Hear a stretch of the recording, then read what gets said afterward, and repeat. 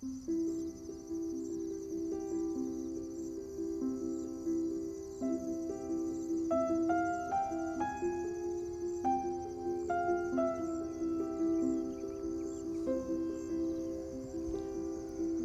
about 2 years ago, I was hardly ever into interior decor. It was just enough that I had a place to sleep and what I needed to get by every day. I guess that was the reason behind the fact that growing up I was always very occupied by work, chores sometimes, assignments and classes, that paying close attention to aesthetics in my place was not just on my radar. It was never there. I did appreciate a good ornament, a good decor piece, colors and textures, sounds, smells and aromas, and the overall feel of a room. What I remember being particularly keen on was my outfits though. It was and still is important that I feel comfortable in my clothes, otherwise I'll have a hard time being conscious of my every move.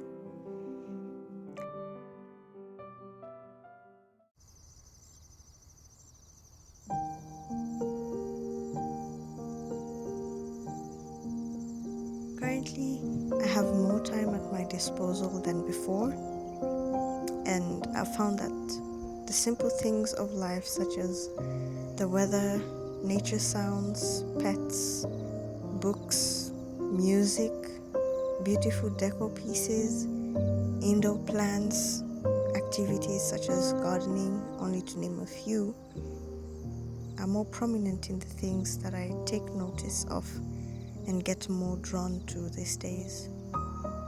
Some would say that perhaps I'm finally settling into the ruins of adulthood. But, well, perhaps.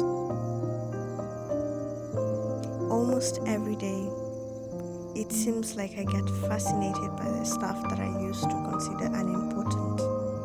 And so I find myself slowing down and enjoying just being here when I can. It may sound all rosy and perhaps a little enchanting, but not all days are the same. Some are challenging, actually. Those are the times when I realize that I'm getting quite impatient to get things just how I want them right now and not willing to walk through the learning path that God's taking me through.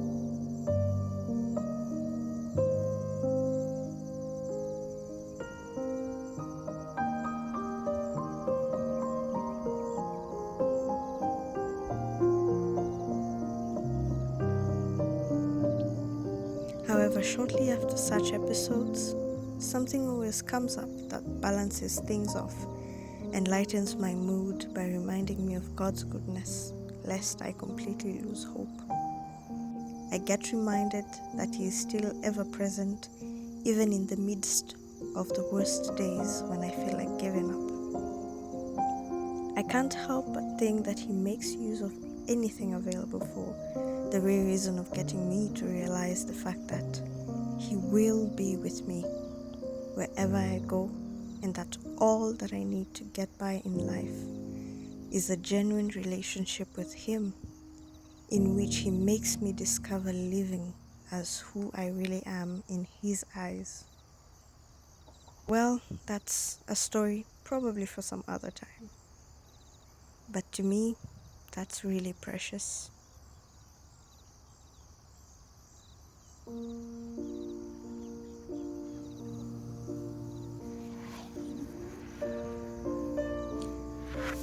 I would have never found out and understood some of the things that I know now if I never encountered challenging situations.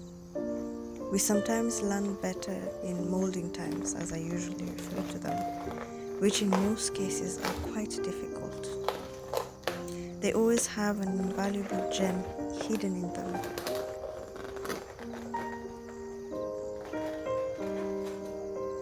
If you're going through such a time, I sincerely pray that you find the courage to go all the way on your journey too.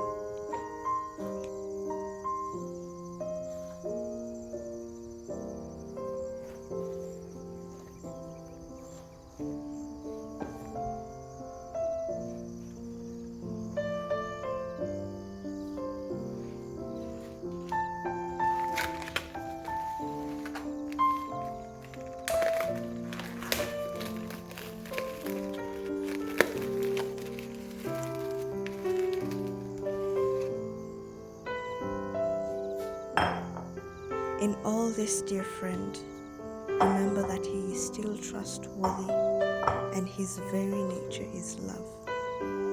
Where you are is exactly right, neither ahead nor too late for your time. And if He allows a delay, isn't He not capable of speeding up the process and getting you to catch up? What on earth could ever limit Him?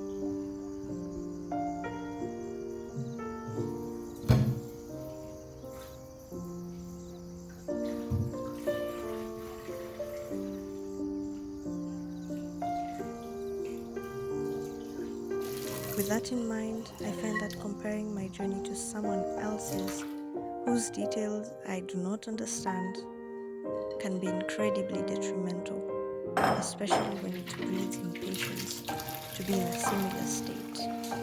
And what I see is often a highly curated version of themselves.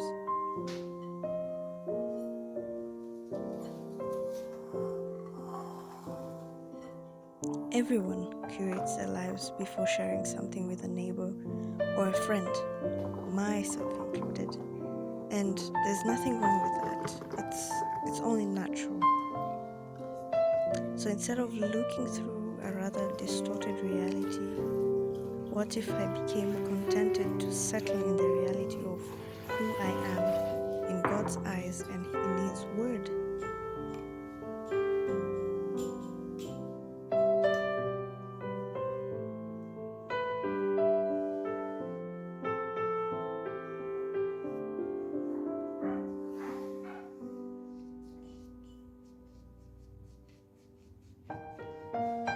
I hope that today's video helps you realize that the world we see every day is heavily filtered through rose-colored glasses, and that includes this video.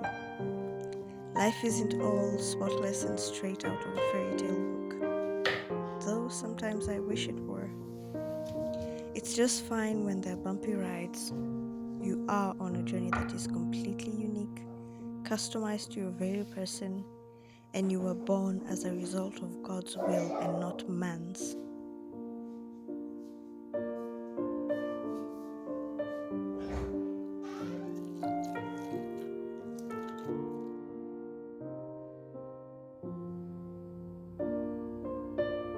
Let God mold you into who He intended you to be. Don't let go of hope and do what you can.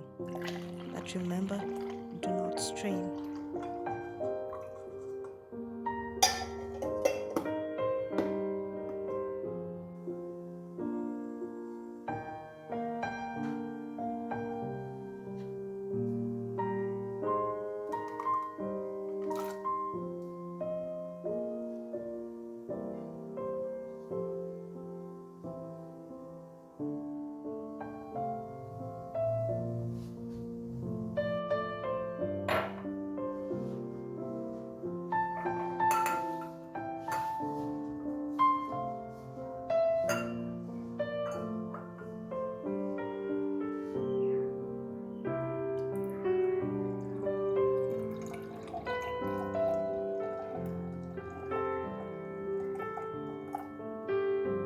I'm realizing that yesterday's struggles seem to turn into gems that I missed.